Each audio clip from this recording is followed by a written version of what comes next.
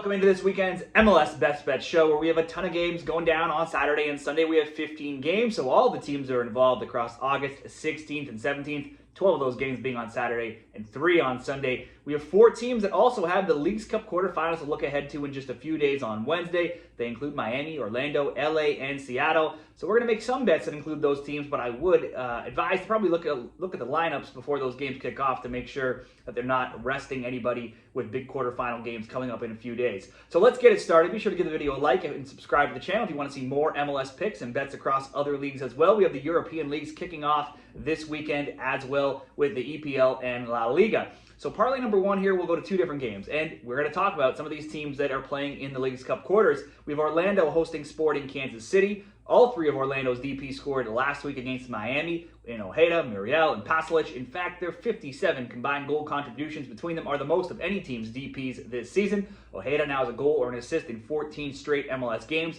Certainly, you could look his way for a goal, an assist, goal or assist, or shot props. Orlando's team total of 50 goals for are tied with San Diego and Miami for the most in the league. The Lions are 4th in the East, and in league play, they've won 3 straight by scores of 2-1, 3-1, and 4-1. Look at MLS and Leagues Cup. They've also not lost in 6 games. Both teams to score bets have basically been a blind way to bet Orlando games, though. It's gone 11-0 of late and 13-1 even further back from there. Both teams scoring over 2.5, also 9-2 in their last 11. The way to bet on SKC games is usually to bet against them. They're 0-1-3 in their last 4, and they lost 3-0 and 2-0 in their last 2 games. They only have 3 wins in their last 14. Prior to those last 2 games, they too were a good both teams to score team. It's 9-2 in their past 11, and really could have hit last week against San Diego. They outshot San Diego 21-5 and 7-5 in shots on target. They had a higher XG, plenty of chances, just could not score.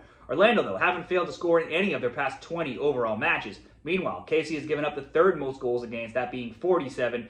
That's only better than only teams worse, Galaxy and DC. Orlando, though, could be looking ahead to the Leagues Cup. That is tough to say. I would like to check the lineup before betting on this. They're also 4th in the East, though, just barely, though. So they're just kind of clinging on to that home field advantage. Columbus, Miami, Charlotte, all within 3 points of them. So I don't know that they want to risk giving up points here either. The way they're playing, you would expect Orlando to win.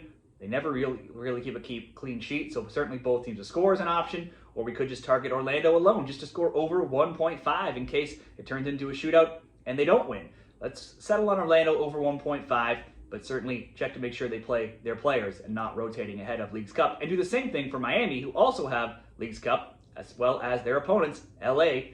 These 2 teams playing each other, Miami and LA Galaxy. Both these teams finish in the top 4 for Leagues Cup. They got big games on Wednesday in the quarters. Also, they came out of the tournament with heavy defeats, though, last week. Miami lost 4-1 to Orlando, team we just talked about, while LA, despite a strong Leagues Cup, got smacked by another top 4 team in Seattle, top 4 Leagues Cup team. They lost 4-0. For Miami, both teams score bet recently, 17-5 across their past 22 overall matches. Both teams score over 2.5, 8-2. Miami has just two clean sheets in their past 22 overall games as well. LA 5-3-4 in their last 12. They scored in 13 of 16, scored multiple in 5 of 8. Defense, always a problem. They've given up a goal in 25 of 28 games this season, the most in MLS with 52.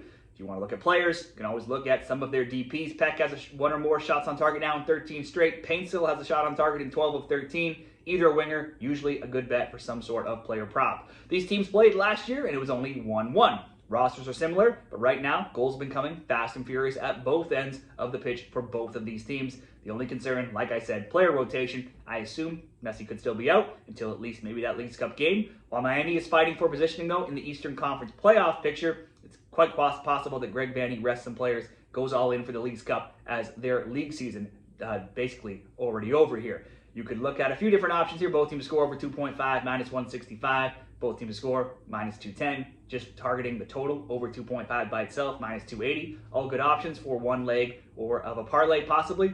We'll go similar to what we did with Orlando. Just ask Miami to score 2 goals. If there is between these 2 teams, I would think that it's a little bit more important for Miami here, as they actually have something to play for in the Eastern Conference playoff picture, whereas LA could possibly go all in for the Leagues Cup in a few days, because that's really the only trophy they have a chance at. So we'll go Miami over 1.5, Orlando over 1.5, that being -118, -119.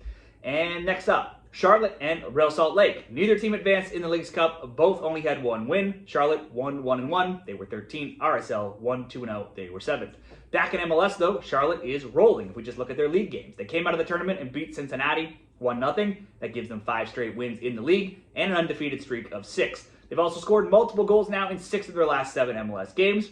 At home is where they're usually better, where they're 9-1-2. If you're looking for a player prop, look no further than Wilfried Zaha for Charlotte. He's got 3 goals, 6 assists. He's had one or the other now in his last 9 games. That's the second longest active streak in the league right now. He got the winner last week in the 85th, since he though did have a red card in the 70th. RSL last week lost 2-1 to the Red Bulls. That game though was 1-1 until a late conceded PK in stoppage time, which saw them lose. Diego Luna got a red card in that game. Wasn't really fair. If you look at the replay, he didn't really do anything though. So now they're going to be missing him, and he's really their only offensive threat. So hard to bet on RSL in this game. RSL has lost 2 of 3 in MLS, but they also have only 2 losses in 8. But I'm not betting them on the road without Luna. Charlotte likely wins, or just for this parlay, Charlotte to score. Austin and Dallas. Dallas won 3-1 in Dallas in July. Last year, both won at home. Both won by 2-1 scores. A road team hasn't won in 5 meetings in this Texas rivalry, and there's only 1 road win between them in the last 10.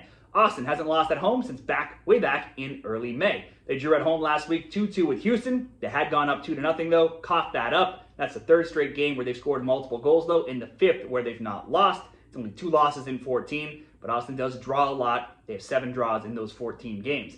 Dallas has sent their playmaker Luciano Acosta to Brazil's Fluminense.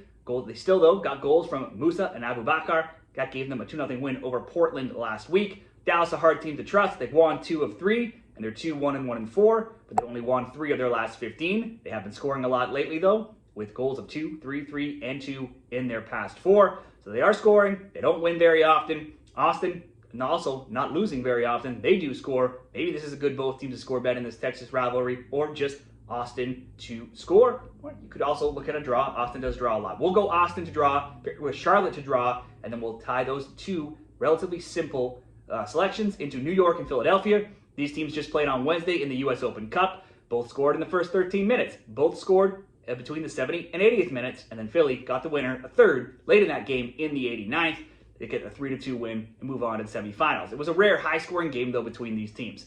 Coming into that game, most of their meetings had been close. The under 2.5, now 10-2. The under 3.5, 19-4. Earlier this year, on July 12th, Philly won 2-0 at home. They had held the Red Bulls to just 1 shot on target. Surely, New York might have some revenge in mind here after losing 2 recent games to Philly. Union, though, minutes away from beating TFC last week, coughed up that lead and drew 1-1 after Wednesday's win, though. They're undefeated in all competitions now in 6, with only 2 losses in 21. Both teams' score bets, though, have gone 5-0 of late. New York beat RSL last week, but it was a late Choupo-Moting PK to get the 2-1 win. He got both New York goals. After that loss to Philly in the U.S. Open Cup, they only have 1 win in 4, 2 in 10. Choupo-Moting, though, 3 goals in 2 games. He had 4 shots on target. Sits tied 3rd in the Golden Boot race with 15 goals, 3 back of the lead. Certainly, he looks like a player in form right now that could be worth some player prop bets. After 5 goals on Wednesday, the overs are quite juiced. 5 goals between these teams in their last meeting, that is. We could look at the under. Because they're just 5 goals, I think we see unders at pretty good prices. The under 3.5 minus 250 certainly could be a good parlay leg. If you think this might revert back to a typical low-scoring game between these teams, which I think it might do. Oftentimes, you see one high-scoring game, they tighten up the defense in the next meeting between them. So we could go Charlotte to score, Austin to score, under 3.5 between New York and Philly. That comes in right at even money, minus 102. We could make it even easier if you wanted, go under 4.5. That'll only be minus 159 though. We'll go for under 3.5 with those 2 other teams to score. And then move into Sunday, 1 more bet. Be sure to check the graphic at the end. I'll put the summary of these games as well. We have 3 games on Sunday. Let's do it. 1 parlay with 2 of them. San Jose and San Diego is the highlight match, the Sunday Night Soccer primetime game here. This is the first ever meeting between these teams. They'll play against each other again within a few weeks coming up. Only Miami's games have seen more goals per game than San Jose's 3.6. San Diego's 3.2 aren't far behind. The Quakes' highest of both teams to score rated team in the league, with 81% of their games hitting that prop. After last week's 2-1 win over Vancouver, it's hit in 11 straight across all competitions. Their win stopped, though, a run of 7 without one. It was just barely a win, though, with Judd scoring a PK in the 94th minute, and Vancouver had a red card in the 27th minute. So really, they got to play most of that game up a man and still just barely got the win. San Diego were so-so in the League's Cup, but they came out with a 2-0 win over SKC last week, though they were not necessarily the better team in that game. They gave up plenty of shots against. Certainly could have been scored on. If you include the League's Cup, they're 3-1-2 though in their past 6 games. San Diego's road record is as good as anybody's. They're 8-0-4. They're 24 road points, only topped by Cincinnati's 26. As long as Dreyer, 12 goals, 14 assists, and Lozano, 8 goals, 9 assists, are in the lineup, they're always going to have a chance to score and get those wins. Both of those players scored in last week's win. It's hard to not see goals coming in this game between there's a lot of talented players out there. We just talked about San Diego's. We have Martinez, Chicho Arango on the San Jose side. All of San Jose's games seem to see goals on both ends. We'll go both teams to score over 2.5. That alone, though, only minus 163. So let's go to the late game. Vancouver and Houston. The Caps took an early lead. The Campo, an early red card with the Campo against San Jose last week, never fully recovered. That card came in the 28th minute. Joseph Martinez scored a PK for San Jose in the 54th. Brian White scored an unlikely equalizer in the 88th. Hoping to grab a point. These hopes, though, dashed in the 94th minute, like we just said in that preview before. Judd scoring for San Jose on a PK. Vancouver won 3-0 when these teams last met in Houston last month. They held the Dynamo to minimal shots on target as well. These teams typically put up goals between them. Other score lines: 1-1, 4-3, 4-1, 6-2, 2-1, and 1-1 in seasons past. Caps were playing in the Canadian Championship this week on Wednesday in Leg 1 of the semifinals, and they had a high-scoring game there, drawing Forge 2-2. Thomas Mueller wasn't in town yet, but he did touch down later this week, and he was announced as their new big DP signing. Possible that he could debut in this game. Not sure if you see him starting, but it's quite possible in this home game on Sunday night that maybe he sees some playing time. The Dynamo were poor before the League's Cup. They were poor in League's Cup, and they came out of the tournament going down 2-0 quickly to Austin last week before storming back with late goals, a PK in the 80th and then a tying goal in the 89th. Both of those goals coming from Jack McGlynn. But in all competitions, Houston's now winless in 7 games. They've allowed multiple goals in 4 straight. I think Vancouver probably gets the win here, but let's be relatively safe and go Vancouver double chance. We'll get ourselves close to even money. Vancouver double chance, and San Jose, San Diego, both teams to score over 2.5, coming in at minus 112. Certainly, if you ask Vancouver to win, that would bump that way up to plus 174. Those will be my best bets across MLS Week 29 there. We have 3, 4, 5, 6, 7 different games. Be sure to check out the graphic at the end for the summary. Let me know what you're betting down there in the comments, and good luck this weekend in the MLS.